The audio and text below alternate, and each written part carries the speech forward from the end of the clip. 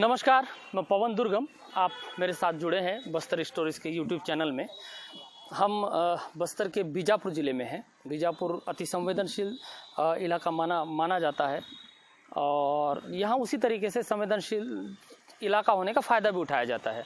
अभी रिसेंटली 2021 में एक नियुक्ति हुई थी CMHO कार्यालय में। 16 लोगों की नियुक्ति हुई थी, जिसमें जांच किया गया, मीडिया की खबरें लगी, उसके बाद जांच किया गया, जिसके बाद पाया गया कि वो जो पूरी की पूरी जांच थी वो संदेहास्पद थी या फिर एक तरीके से कुछ लोगों को लाभ पहुंचाने की मंशा से वो नियुक्ति की गई थी, जिसमें जो सुनील भारती है उन पर कार्रवाई हुई है। उसके साथ ही साथ एक चैन सिंह ठाकुर जो लेखापाल थे उन पर कार्रवाई हुई। लेकिन आज हम उसकी बात नहीं करेंगे। आज हम बात करेंगे 2015 में जब भाजपा की शासन हुआ करती थी, उस टाइम पे एक नियुक्तियां हुई थी।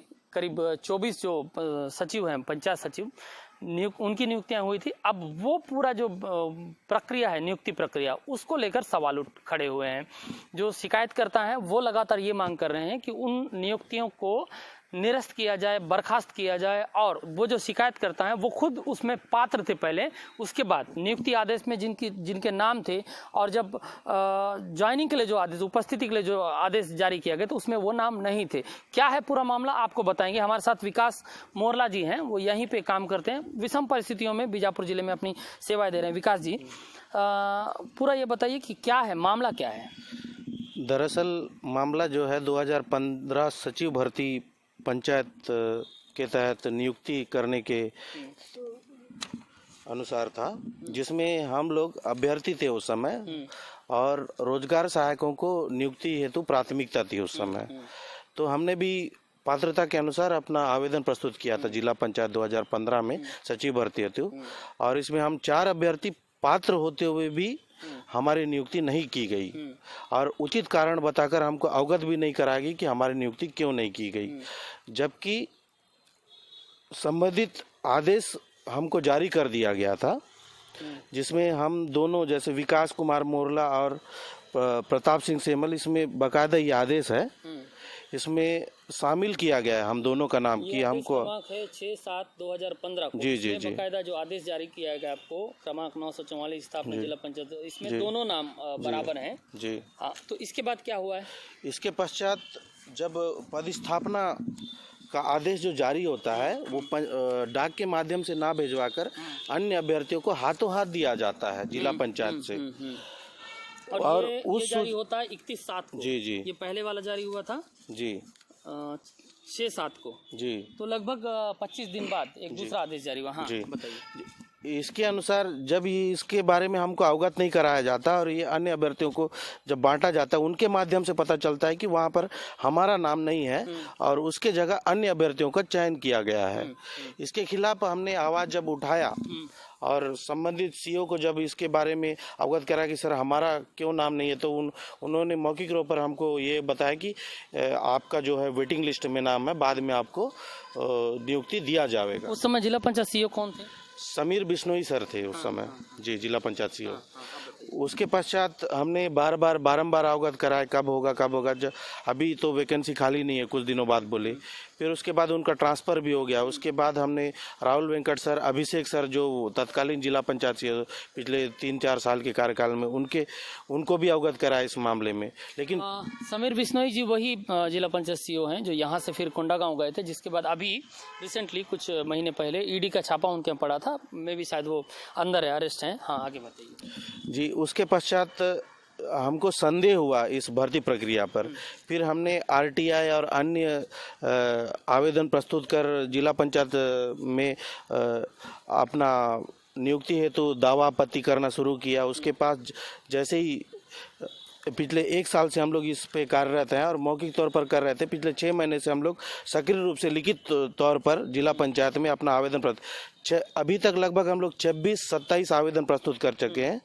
यहाँ तक कि इसके ऊपर त्वरित कार्रवाई ना करते हुए हम लोग त्वरित कार्रवाई नहीं किया गया। इसके पश्चात भी जिला पंचायत CO और कलेक्टर, इसके पश्चात हम लोग गए मंत्रालय, जहाँ पर हम लोग संचालक पंचायत और उप संचालक पंचायत को भी अवगत करवाया, जॉइंट डायरेक्टर को भी अवगत करवाया, कलेक्टर को भी अवगत करवाया, अपर मुख्य सचिव को भी पत्र के माध्यम से अवगत कराया इस मामले में।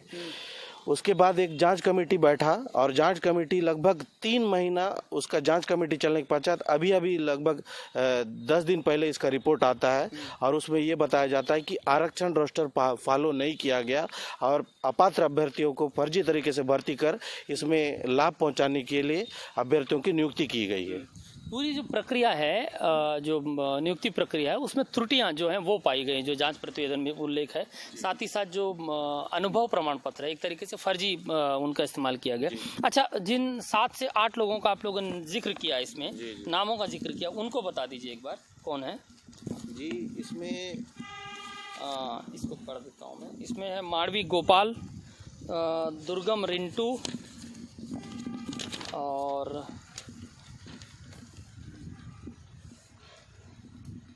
अंबालिका ठाकुर, मानकुराम वेक्को, निरंतर टोप्पो व 3 अन्य। इनके खिलाफ शिकायत 4 लोगों ने की है जो अभ्यर्थी थे, जिनका आदेश जारी हुआ था।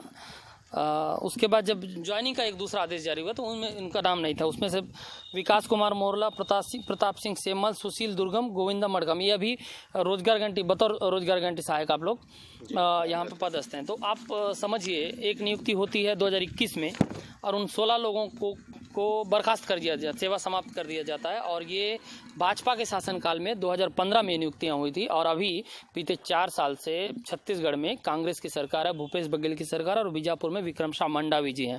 तो विक्रम शाह मंडावी जी ने भी अपने लेटर पैड में कलेक्टर को ये लिखा था कि जो इनकी डिमांड है, जो शिकायतकर्ता मांग कर रहे हैं, उस पर जल्दी कार्रवाई कीजिए। अच्छा, उसको कितना टाइम हो गया उनका लेटर लिखा हुआ? लगभग 1 महीना हो चुका है, 1 से 1.5 महीना हो चुका है।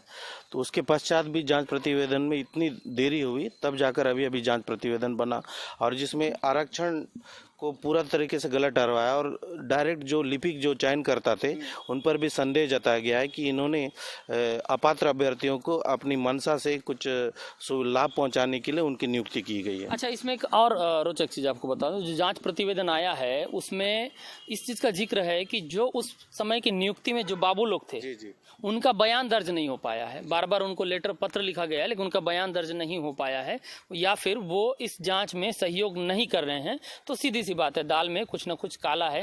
अच्छा, अभी जो अधिकारी हैं, हम भी मिले रवि साहू से, क्या बोल क्या रहे हैं, आप लोगों को क्या आश्वासन मिल रहा है? ये एक्चुअल में लग रहा है आपको कि कार्रवाई करना चाहते हैं कि ये भी गोल मटोल बातचीत कर रहे हैं? जी, हम लोग मुख्य कार्यपालन अधिकारी सर से मिले थे और उनका ये कहना था कि हम उच्च स्तरीय छानबीन करेंगे इसके ऊपर, क्योंकि ये मुद्दा बहुत बड़ा है। तो वो आश्वासन दिए हैं कि इसके ऊपर छानबीन बैठाएंगे, लेकिन ऐसा महसूस हो रहा है कि अभी तक किसी प्रकार की कार्रवाई नहीं की जा रही है और ना ही हमें इस बात का संदेह भी है कि कहीं ना कहीं अभ्यर्थियों को बचाने का भी प्रयास किया जा रहा है।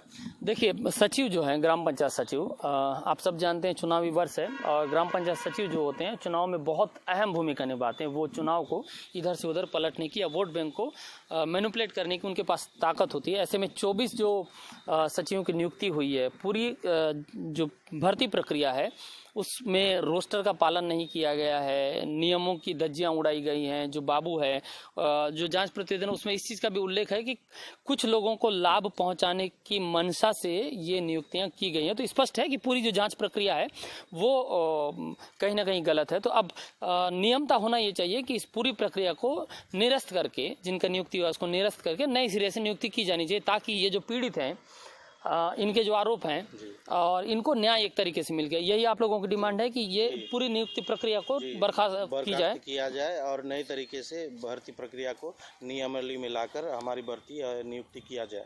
देखिए, उस समय महेश गागड़ा विधायक थे बीजापुर से, अभी विधायक विक्रम शाह मंडावी है। लेकिन ये जो पीछे कार्यालय आप देख रहे हैं, जिला पंचायत बीजापुर, जो तिरंगा लहरा रहा है और बाकायदा जिला पंचायत सीईओ के चैम्बर में ऊपर लिखा होता है कि सत्यमेव जयते, तो वो सत्यमेव जयते कब तक सार्थक हो पाएगा वो अब देखना होगा। लेकिन जांच और जांच और जांच और जांच प्रतिवेदन, यही फिलहाल कहा जा रहा है। और इसका निर्णय कब आएगा वो अभी हम कुछ नहीं कह सकते, क्योंकि वो अधिकारियों के हाथ में, जो सक्षम अधिकारी। अच्छा, इसको लेके यहाँ अगर कार्रवाई नहीं होती है, ये कार्रवाई नहीं करते हैं जिला पंचायत सीईओ या कलेक्टर या विधायक, तो क्या आप लोग आने वाले दिनों में इसको लेकर कोर्ट का रुख करेंगे? जी बिल्कुल करेंगे, क्योंकि हमारी हक की लड़ाई है और हम चाहते हैं कि प्रशासन के माध्यम से ही कार्रवाई हो और हमारी नियुक्ति दिलाया जाए। अगर इस पर कोई कार्रवाई नहीं होती है तो हम अपने हक की लड़ाई के लिए हाई कोर्ट तक जाएंगे और अपना हक लेकर रहेंगे।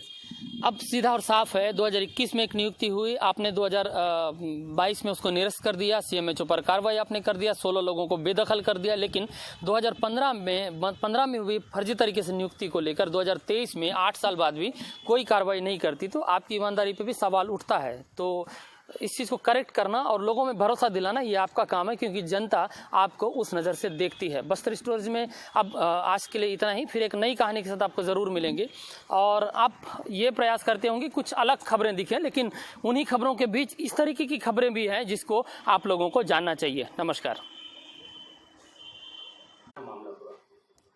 मामला उसमें जब तक मेरे संज्ञान में ये आया है कि 4 रोजगार सहायकों ने उसमें शिकायत की है और इसमें हम लोगों ने प्राथमिक तौर पर जांच किया है। तो अभी सामने बात तो यही आ रही है कि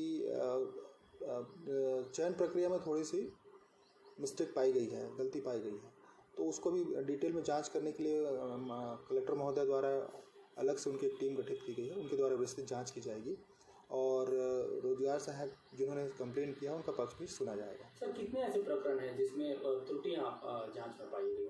अभी तो हमको 4 का जो कंप्लेन मिला था उसी का ही संज्ञान आया है, क्योंकि मामला 2015 के भर्ती का है, तो अभी 4 ही रोजगार सहायकों द्वारा हमको कंप्लेन मिला था। कब तक कार्रवाई हो पाएगी सर? कार्रवाई जांच टीम के ऊपर निर्भर करता है और जल्दी ही कार्रवाई करने का हम लोग समय मांगे हैं कलेक्टर साहब से, तो निश्चित रूप से मुझे लग रहा है कि 8-10 दिन के अंदर जांच रिपोर्ट के अंदर कार्रवाई आ जानी चाहिए।